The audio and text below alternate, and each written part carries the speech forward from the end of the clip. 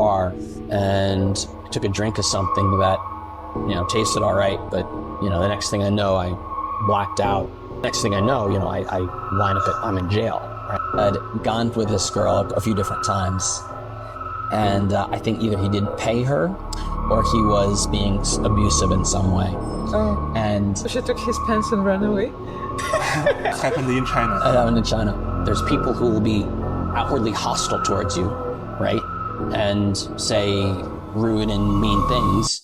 Do you have any sort of really favorite food here? Without question, char kway teow. Without question, char kway teow. What was the most challenging dish that you had? Could you please introduce yourself? Definitely. So, hi everyone. My name is Ethan. I have been living in Penang now for on and off, I'd say a year and a half. I've been traveling though for the better part of 15 years. I've lived in a number of different countries, including China, and I'm originally from the US. So I grew up in the New York City suburbs on Long Island. Do you find some people from maybe some countries that they are not friendly toward you just because you are American? Well, I found that, sure, everywhere I go, there are people who there are certain people who aren't going to be too friendly or too happy with me or towards me. That'll happen everywhere. Or they'll say, America is in the other. Americans are this, that way, and the other. Happens everywhere I go. But I find that I get more resentment after I've traveled and I've come back to America. There are people who are like, oh, well, you've been to China, so I'm going to give you a little bit of the cold shoulder. Or that's kind of weird. Or they might not fully accept you the way they used to. Wow. Unexpected. Reverse culture shock. Wow. So I remember when so you were acting more Chinese after you've been in China for a long time? Or yeah, you have changed some way? The first year or two that I came, it took me 2 years after I left China. I came back to the States. It took me 2 years to get reacclimated. I had to reestablish my credit. I had to just get reestablished back in the US. And even then, I found it very hard to connect to people and to relate, to meet people because your experiences are so different. I think there's two ways to look at it. There's people who will be outwardly hostile towards you, right? And say rude and mean things. But most of the time, it's people who will just create distance from you because they don't know how to relate to you. They don't know how to engage with you or share your experiences and things like that. And I think that's what happened more when I came back to the States, than it was people who were just nastier towards me in the States or in other countries. I've never had an experience where I got to a really bad conflict or I had to defend myself being American. Luckily, I've been pretty fortunate. If you have to choose from the Asian countries or maybe all the countries you have been, which country would you say has the most friendly people? Again, this is a tough one because every Asian country yes, it's a personal experience, but for you, where did you experience the most welcome, most friendly people, the most easygoing? Well, I can't say that everyone is this way in every country. It's true. And I don't think it's the most, I think it's actually a tie. Mm-hmm. I think it's a tie. If we're talking about Asian countries, I think it's a tie between China and Malaysia. Mm-hmm. I think it's almost neck and neck. So if we're talking about Asian countries, it's those two places. Mm-hmm. But I want to talk about non-Asian countries too, because I've been to quite a few of those as well. And I think there are some places, and I don't want to say they're more friendly or not friendly, but the culture is different. And I think in the West, the two friendliest countries that I've been to, believe it or not, would be the UK, United Kingdom, England. I would say also found being in Italy, the people were very friendly and welcoming as well when I went to Italy. England, I found it very easy to engage with people and make friends. And I go back frequently. To this day, I still go back. And people have perceptions of England, but when I go there, I think the people are quite welcoming. They're very happy to take you around and show you places. They're very proud of their country, very proud of it. And they're great hosts. I found the English to be great hosts. Also places, Costa Rica is a great blend of different expats and also a very strong local culture. Found Belize to be very welcoming places to travel to in Latin America. So if now you had to choose a place to live for a long-term stay, what country would you choose? Like you could be choosing from all. I've been in Malaysia for a year and a half on and off now with the goal of staying here long-term. And that's been a challenge for many reasons. That's been a challenge for a variety of reasons. Would eventually be very open to possibility of being here long-term. Find a way to come back, and eventually it works out. I just think in terms of like convenience, culture, language, economy. Malaysia tends to check a lot of the boxes. I haven't spent that much time in Europe, but a lot of people, I'm hearing that in countries in Europe that also good for that sort of lifestyle. You have a fairly developed economy to get around. It just depends, I think, on it really just depends on what you want and like you want out of a place in terms of just your lifestyle. No, I think right now being here makes a lot of sense for me. There are plenty of really great places to live here. Just when I say like my towns or cities, but in terms of like they're building a lot of construction going on here. So there's a lot of great places to live. You have a variety of it. You can live in a high rise. You can live in a landed property. I like the fact that it's also a blend of cultures here. It's not a Western country. It is an Asian country, but there are Western elements to it.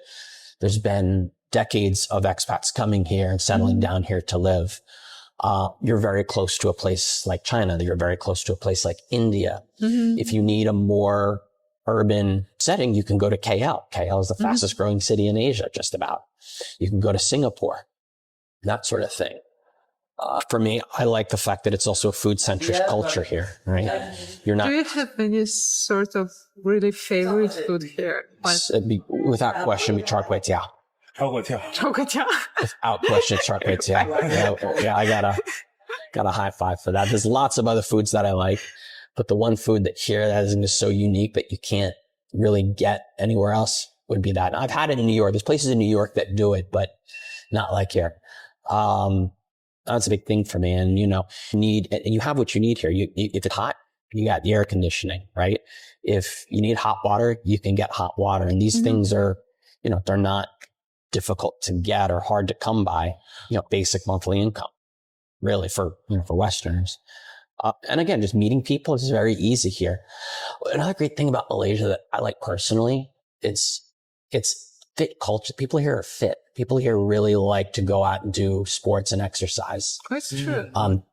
There's a lot of people that like to eat. Yes. Yeah. You play pickleball. I play pickleball. I play badminton. I play football. I play, heard of this, but I play captain ball on Mondays. A lot of opportunities to do that, and hiking, that preserves their nature. I mean, I see that in a place like KL, right? Where it's very developed, very modern. Here in Penang and in places in the states around it, like Kedah and Perak, I mean, really, really nature.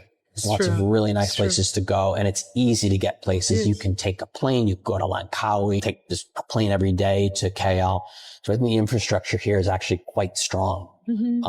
Sure, I mean, about the roads, maybe they need better public transportation, but these things are going to happen, right? They're going to build an LRT along Penang.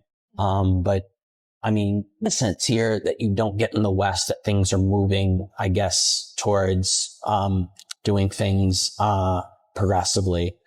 I just don't see in the West right now. If I'm being honest, I don't see it in the West. Everything I need is here. Not everything I want. Yeah. Do you know what I mean?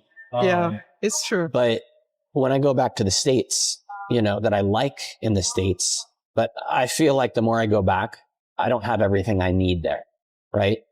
There's a lot of things that are missing there. There's a lot of things that, here that I'm not going to be able to get there. Doesn't mean you stop traveling. It's true. It doesn't mean it's a base. It doesn't mean you stop traveling.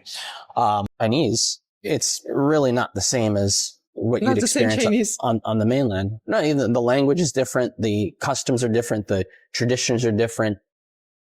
You can speak Mandarin, but as a native English speaker, why would I? Right? Most of them, because I don't say most, but maybe majority or many of ethnic Chinese in Malaysia learn English in primary school. And actually, many of them don't speak Mandarin. All of them will speak maybe Hokkien, Cantonese, right? Maybe they don't speak Mandarin as well, or they can read it and speak it between here and China. I feel that there's a lot more creature comforts and conveniences that I wouldn't have in China. That's a good thing. But also you have a mix of different ethnicities and cultures in a smaller space, which you don't have in China. China's a bigger country with ethnicities and dialects and cultures that are spread out across a very big country. This is a smaller country, and it's just within a short drive, right? You can experience different culture, different cultures in Malaysia. So you're spoiled a little bit by convenience here, I think, too. And also so much is in English that it makes it for a native English speaker, it makes things a lot easier. But in terms of engaging with the local culture here, I try to do as much as I can. I've seen lots of different places in Malaysia. I've been coming here since 2011. The reason I came to Malaysia was because when I was in China, originally our factory was here in Malaysia. Oh. Right. And then the company moved to China in the 2000s. Company moved to China and a lot of the workers came to China. And the thing about Malaysia is, Malaysian Chinese is they're very good at understanding both cultures very well. And so they became my first friends when I was in China. Oh. Malaysian Chinese. They became my first friends, and many of them were based here in Penang or in Kedah nearby. And so I would come here and visit as their guests. And I decided if I can't stay in China, this is a nice alternative. This is a really nice place to come if I can't stay in China for whatever reason or it's too challenging. Mm-hmm. I think China now, for a lot of people coming in, a lot of foreigners going into China looking to set up a business, looking to learn, I think it's more difficult now to do than when I went for a number of reasons. And Malaysia, I think, offers sort of a balance between those two things.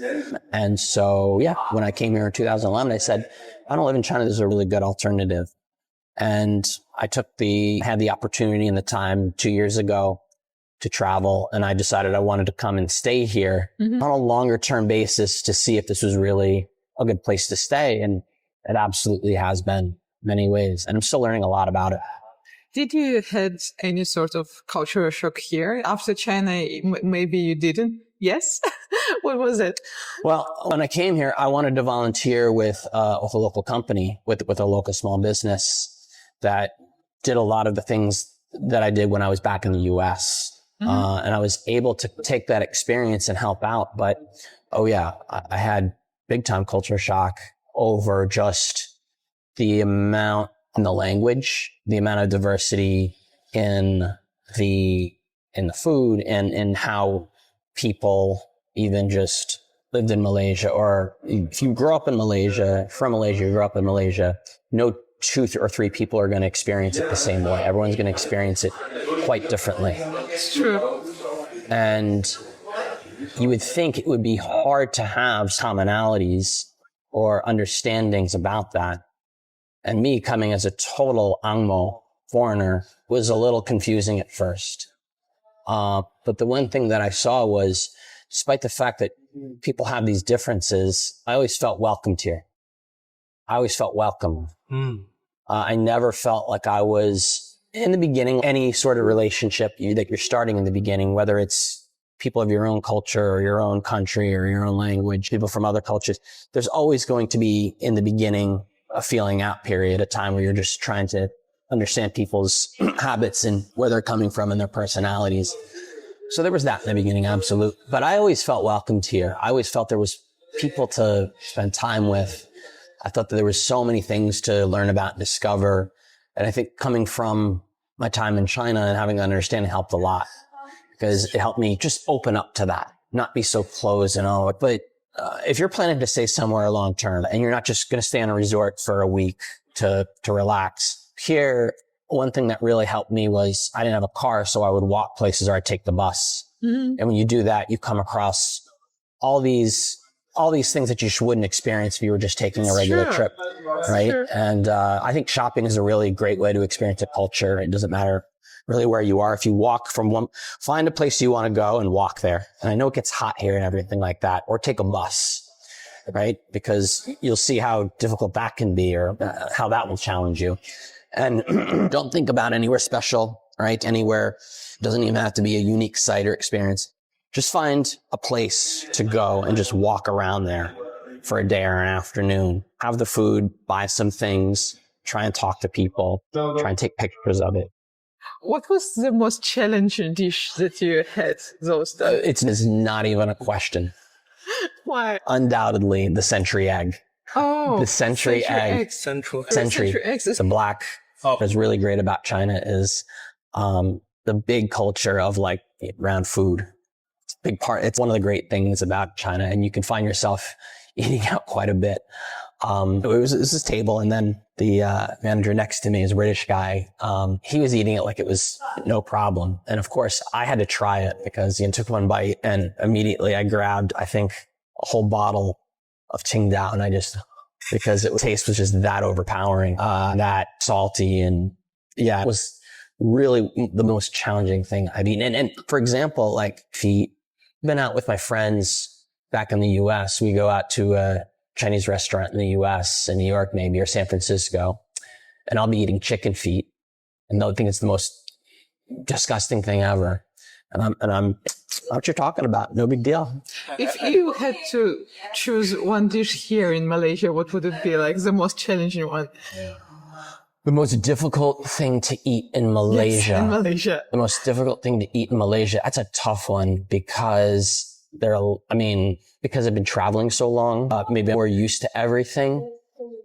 Is there anything in Malaysia that I really can't eat or is very difficult to eat?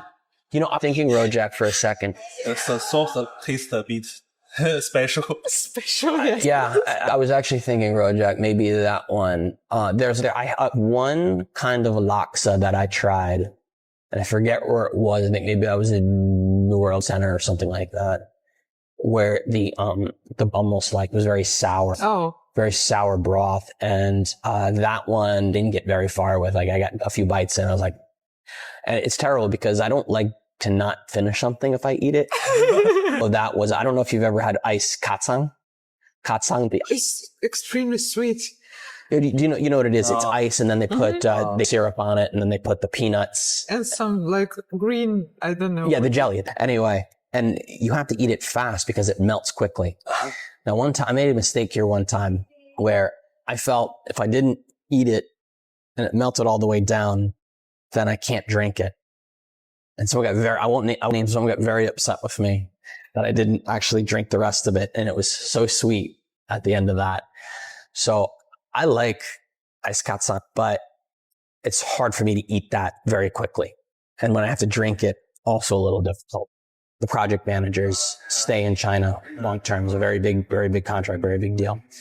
And my job in this wasn't really to be too much in the meetings. I guess the best way I could describe this was I was the entertainment liaison. Which meant that it was my responsibility to make sure the KTV, the hotel, the restaurant, the bookings were in good order, making sure that after a long day of work, everyone was enjoying themselves. So we were going to the KTV bar every day, every other day, right?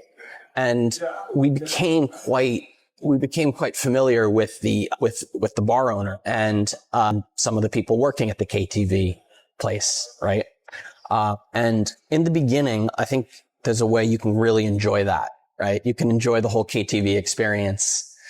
And in addition to songs, there's a lot of, there's a lot of commingling that goes on at KTV between the customers and the KTV staff. The longer this goes on, the longer you're enjoying yourselves, the better the relationship. And because of the relationship we have with them. But so when you go to a KTV bar, you're not just singing music. It's not just songs. It's not just music. It became a place where, how could I say this? Intimate.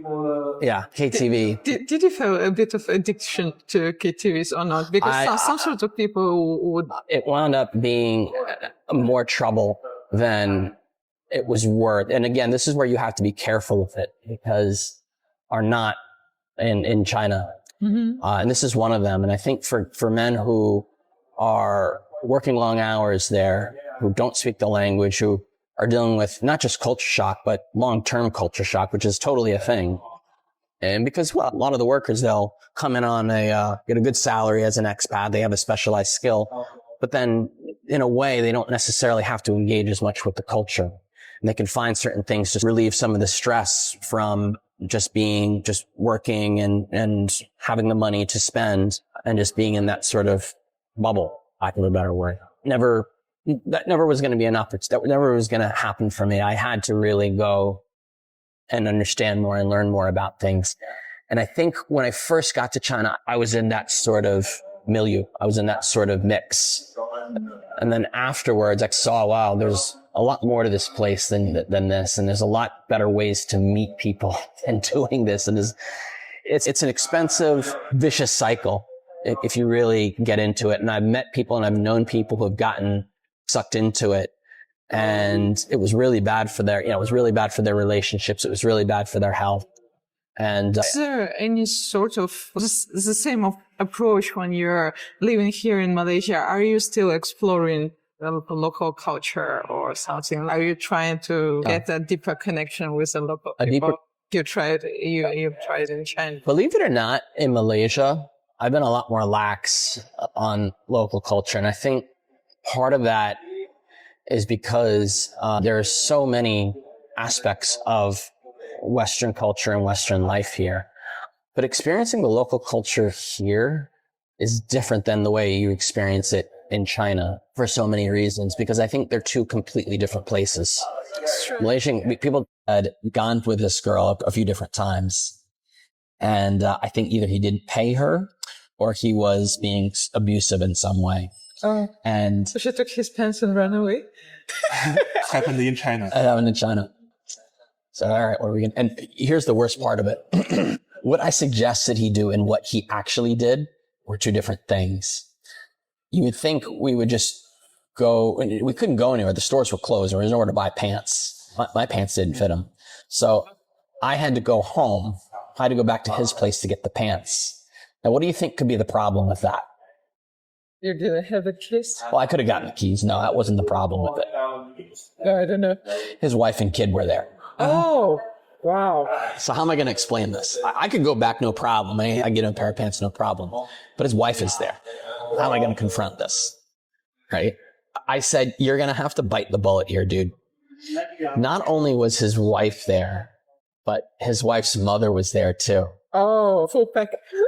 Well, I'll just fast forward. I'll give you the spoiler. They're now divorced. It was then and there that I learned. He got really, really into it, and he ended up getting into a lot of trouble, more trouble than he could, and he had to eventually leave the country. You just told us that in New York you have two Chinatown that give people from all parts of the difference from mainland China, from Malaysian Chinese. They are one community or just several separate communities, right? So there's just within New York, New York's kind of broken up into different. You have Manhattan Island, but then you have Brooklyn and Queens on Long Island, and then you have the Bronx, which is part of New York State. So the geography of New York and Staten Island, which is another separate island. So the geography of New York City is kind of broken up into different land masses. Now, Manhattan was, I guess, it was the original Chinatown, Tangrangye. Oh, Tangrangye, yeah. And the history goes back, I think, in Chinatown, it goes back, I think, to the 50s or the 60s. Oh. San Francisco Chinatown goes back longer than that. So, but the New York Chinatown, it was originally a mix of immigrants from Europe and Asia. And over time, it became colloquially as there in that particular Chinatown is maybe Hong Kong, maybe more Hong Kongese. But when you go to other parts in the area, and you'll see mainland restaurants or Malaysian restaurants or Taiwanese restaurants. But then when you go to Queens County in New York City, that's where you see maybe more mainland, a lot more of the mainland. And then there's a mix also within that. There's Korean in Flushing, New York. Do they have the gangster, something like that? Original Chinatown in New York, in Manhattan, there are actually tunnels. There are tunnels underneath that you go to that you're not really supposed to go to. You're not really I don't know how much there is now. In previous years, yeah, parts of New York that were very influenced by activity. But you don't really, as a visitor to Chinatown, you're not going to experience that. It's the politics of Chinatown are really just meant for the people who business there. The most dangerous situation I've ever been in was in the U.S. U.S., yeah. U.S. was the most dangerous situation I've ever been in. Well, what's that? It was more just I was in the wrong place, wrong time with the people. Maybe your story. Well, I was. It was just about 20 years ago, living in D.C. with some people. At the time, I had a master's program, and I was with some people that I didn't know very well, and we were going into a club and bar, and I took a drink of something that tasted all right, but the next thing I know, I blacked out. Yeah, well, what happened? But the next thing I know, I wind up I'm in jail. Right? I've been in jail in my life. Luckily, I've ever been in jail.